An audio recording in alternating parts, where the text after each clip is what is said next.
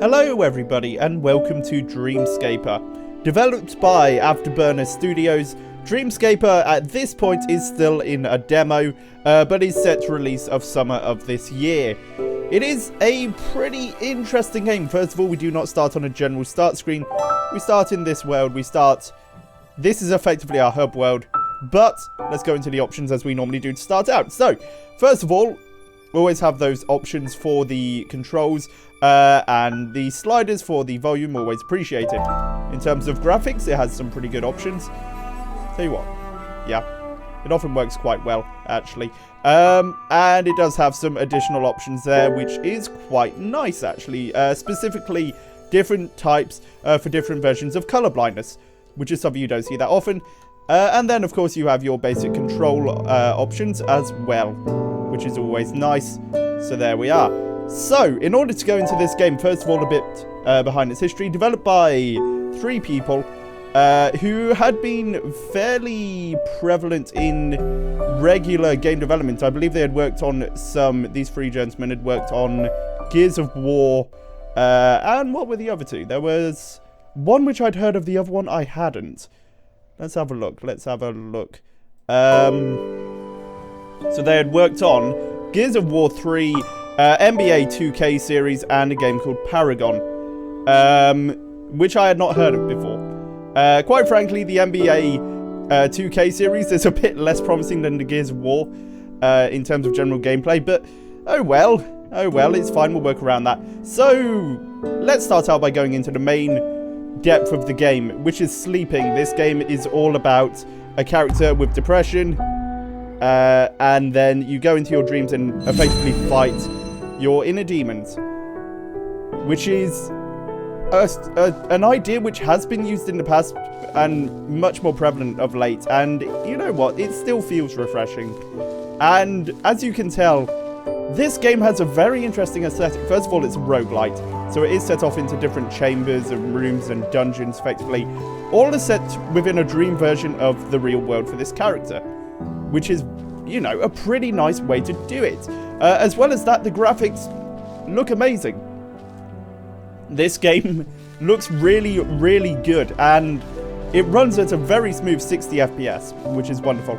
So, let's have a bit of an explore, just to show you the basic combat. So, here we are. First of all, you have a weapon which you spawn with, which will change. Sometimes you will come in unspawned with a weapon, or you come in with just a sword or a scythe or something else. There we go. And as you would expect, you have got a basic attack and you have got a heavy attack, which with the scythe is actually one of my favorites because it just moves around all over the place, which is so fun. But there we go. Effectively, you clear rooms to move on to the next room, as you would expect with a roguelike. And yeah, the main aim is just to go through and get all of the abilities you can in order to take on a boss later on. There we go. Now that's going to blow up. Oh dear. I have taken some damage, which is a shame, but that's okay. There we go. Right, so we have got these brown things here, or sort of deepest stone to sort of crimson. You have to blow those up with bombs, which you pick up from enemies. And there will normally be a set number within the world, or you can buy them later on, but that's different. Right, so there we go. We just unlocked that, which gives us an upgrade to our roll ability. There we go. So now we can dodge roll a little bit quicker, which is nice. And there we are. Now, I'm not going to keep going on straight here because that takes us to the boss room. So, we'll go back and go in this direction and explore what's over in this way. So, here we are. This is a puzzle room. There are multiples of these throughout each run. But in each run so far, I've only experienced one such puzzle. I've just realised I've actually done that wrong, I think. Or have I? No, that seems fine. Okay. So that can go that way only. That can go that way only. Okay. That seems right. There we are. And then we just turn this last one here. Perfect. And we get a new upgrade to an ability, or a different ability, or whatever. So this is Skyfall 2. It's a secondary ability. So you have 2 abilities you can have within the game, both activated with the triggers. So, if we use the right one, that is a push, and the left one brings down a meteor to crush enemies, which is very nice. You can unlock different ones throughout the game, but I will be showing that off in a little moment, because you don't actually do it within the roguelite. You do that within the real world when you're awake and stuff, which is very good. Right, there we go. Pick up some more stuff. There's someone with a ranged weapon. Oh, where's my shield? There we go.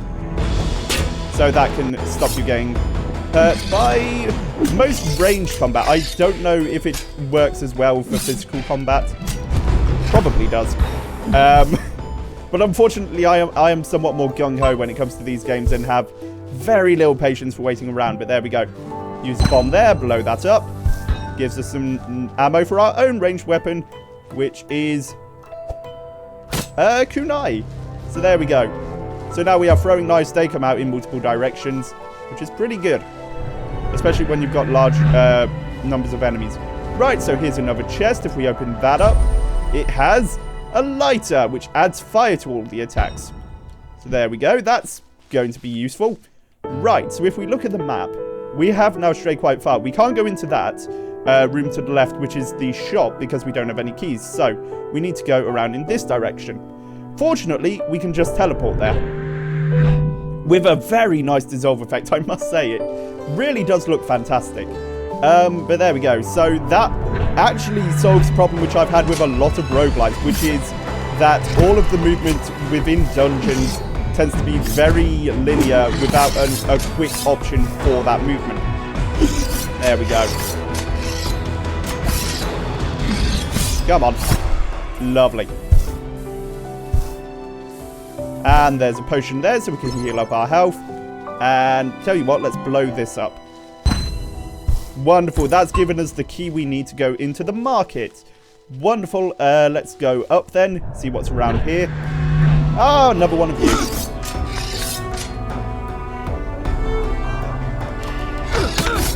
Oh dear, I did screw that up. I did screw that up. Hopefully we can get another potion around here somewhere. There we go. Lovely, that's another key, which indicates that there's going to be another locked door around here somewhere. And indeed, it's right there. So, let's take this one out first. There we go. Lovely, and that's given us another health potion. Very useful, there we go. And then you've got these turrets, which have a set number of projectiles they can fire before going down, and then you go in. As you would expect, you just attack them from there. Lovely. Until they stock back up, which actually does happen remarkably quickly. But there we go. Sometimes you can take them down in a short amount of time. Sometimes it takes a little bit longer, which can get quite frustrating. But there we go. Right, so that gate couldn't be opened until we bombed it. Now we can go through. And inside, we can take one of 3 abilities that increases melee damage. That's a better shield, and that's a better gun. Tell you what, I'm going to increase the melee damage because that's what I tend to use more of. Lovely. Now, let's see what we've got up here. So for this one, we need to bomb it, and then we need a key. There we go. And inside is another option place. So we've got a good shield there, or armor item. Another thing to increase damage, and a upgraded version of our current weapon. We'll come back and choose that later, and I'll tell you why when we go and look at the market. It depends if we have enough money to buy a suitable upgrade to our weapon. So, in which case, let's go down here, just explore this end. Okay, take out the little guys first. Okay, I need to get rid of you. There we go. Oh, no! Well, at least it went behind and still managed to attack. Lovely. There we go.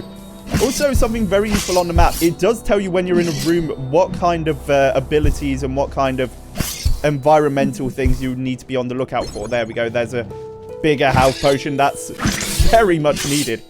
Oh, dear. Right, let's... Oh, no, I'm out of bombs. Oh, no. That sucks. Right. Hopefully we can get a bomb in this room. Trying to remember what this is for. It's for something. I just can't remember what. Oh, no. I should have paid more attention during the tutorial, but it's fine. Main thing now is that we need more bombs. So, let's first of all check out the market. We've got the key for it, so that's good.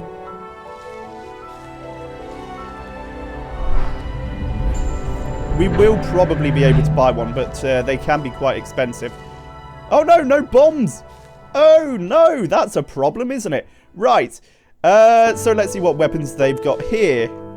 They have only got the increase to our ranged weapon, which is okay, I suppose. Whereas they got Skyfall 3, which is a bigger version of that meteor attack. That costs a lot, though. That costs a lot. Potion vial. Oh, poison vial, sorry. Which I suppose is quite useful, but not for us. What else have we got? Health potion, but our health's full. Tell you what, let's buy the upgrade for those. Then we can sell that, which gives us some more of these time sands. Which, although it's the currency that's used, it's also used to trigger a time stop ability, so to speak. Which can be quite useful in combat to allow you to dodge around certain bits and so on. Right, so what should I get? Should I get the additional power from the upgraded weapon? Or should I get an increase in armor? Tell you what, let's go for that. Then we can sell that. There we go. And now, first of all, actually, we will pick up the extra ammo for the bow and arrow. Or rather for the... What have we got? Oh, the finger gun. Okay. Well, that's going to get wasted. There we go. Right. So there we are. Let's have a look at that boss then. So here we are. Next room over is the boss. And going from here, this is the boss arena. We touch that. And I will say, very nice looking cutscenes. They are absolutely stunning. Really, really just blown away by the visual aspects of this game. All of its options are just so good. Right. So the aim with this boss, as you might have imagined, is to use the mine to blow him out of the water, then attack him. Or I think you can just... Oh, never mind. Never mind. Ah, such a waste. Right. Oh! Anyway, it's a boss. It's actually quite a tricky one. I've had a lot of problems. Because I've been playing this through. Done about 5 or 6 run-throughs of this dungeon. I only managed to really get this boss down in the last 2. Which was okay, actually. There we go. That blows him out. Right. Damage. All very good. Not bad, actually. Not bad. Right. Which ability? Oh! There we go. Use the dodge roll to avoid that. Wonderful. Wonderful. Okay. Where's he coming from next? Ah! There we go. I won't lie. That beam caused me a lot of trouble starting out. Right. There we go. Get him out of the water. Lovely. There we go. And you do deal a pretty significant amount of damage to him. It really is... You know, it feels like you are doing something every time he comes out of the water. Yeah, so there we go. Come on, then. Oh, no, too late.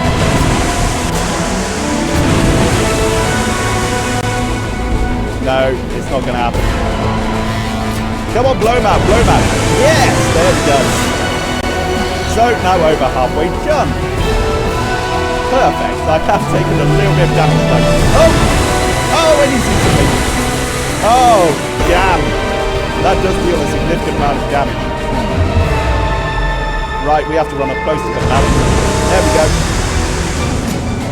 It's a good reason to always keep some projectiles on you. Otherwise, you have to end up doing that, and it kind of sucks. Right. There we go. Lovely. Is he going to do the other one? The one I need the shield for? Oh, no, he isn't. Oh, dear. There we go. Right. There we go. He's come out of the water now.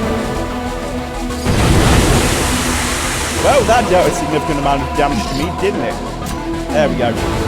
One more run through should be dealt with. Right, just run away from the incredibly nice looking wind effects. Oh god, this game's art style it is mind-bogglingly beautiful. It is stunning. I am just blown away by it. I really am. Right, there we go. Oh no, it's going to take one more. Fair enough. Fair enough. Okay. Where is he?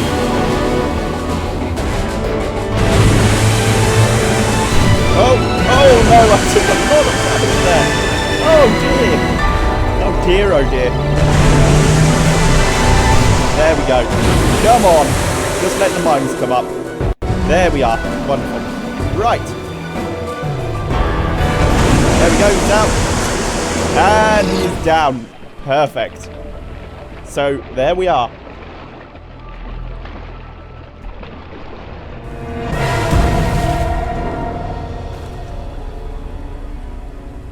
I know I've said it a lot, but wow, this game is so pretty.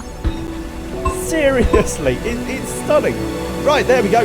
So, for doing well in that, we got the heart container, which we pick up, it increases our health. Now, we can go back, or, whilst we're here, we can go back to the market, which we're going to do in order to pick up some more health. Because, unfortunately, you do not keep the health you have in between levels. Or rather, you do keep the health, which can be a problem. It can be a real problem later on. So, there we go. And now we can exit. There we go. It's really good, actually. It's quite a short time to be in the dungeons, but the amount of time you go back to them, because of the ramping up of the difficulty later on, works really well. So, let's wake up, and then we can use the dream journal to do some crafting. Now, this is how you can get new abilities and unlocks within your dream state. So there we go. And that is because you meet these 4 people who, when you become friends with them, allow you to get new items and new upgrades and so on and so on, which is why I was able to unlock the meteor, for example, the meteor ability later on, which is quite good. So, talking to them, you get to know their likes and dislikes, and if you give them better likes, their friendship bar will go up faster. So, I just made some... What did I make? I made poems, didn't I? Something like that. Abstract poems. So if we look at them, the one who likes poems would be Bruce, who likes reading and language and stuff like that. So we could give them to Bruce and increase his friendship stat. In fact, that's probably what we're going to end up doing. So, when we leave, there we go, we can go to the cafe, the bookshop, or the bar. So if we go to the bookshop, I think that's where Bruce will be. Ah, yes, here he is. So we can talk to him, first of all. We can give him a gift of the abstract poem. In fact, we can give him 2 of them. There we go. And have a chat with him, which will hopefully help them learn something new about them, which is good. As well as this, if we go to the cafe, we have got the other 2. We've got Alison there, who we can chat with. There we are. But that only sometimes increases their friendship. I think in the case of Tamal, just chatting actually really helps out his friendship bars. So, there we go. You can do that. And if we go to the bar itself, we have got... what's your name? Eve. There we go. Chatting to you. And now we need to go home to sleep. So, now if we go back to the apartment, we then go on to the next stage of the roguelite, of the dungeon, with a deeper level of difficulty, which is actually pretty good. I will say the difficulty ranks up exponentially. Like, the difficulty gets so high later on. Right, so, this time we spawned with our same weapon as last time, and yeah, everything's the same as last time. The same abilities, the same health, the same everything, which is fine. Oh dear, they've got a new trick now, haven't they? Right. There we go. Oh no! Oh, this is going so badly.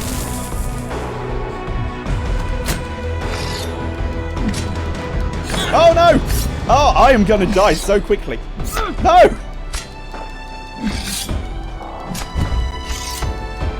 There we go. Oh, no. There we are. That's me dead. Okay. They deal so much more damage in the second round. It really is kind of absurd. But with time, once you know, upgrade their levels enough, the friendship levels, you do get the abilities which you need, which is fine. But that means we have to start again. But I'm not going to do that because you've effectively seen that all there is. As well as this, something which I haven't seen that much, but I do like. You can use the same seed run as the map you just used over and over again, which is actually a really, really useful thing. It's actually a great thing. I really appreciate a roguelite doing that because I don't think I've seen that before. But yeah, that is a great little tidbit as well. So there we are. This is Dreamscaper. It is a pretty interesting game. I can't wait for it to come out. It's going to be an interesting time. I've even considered streaming this.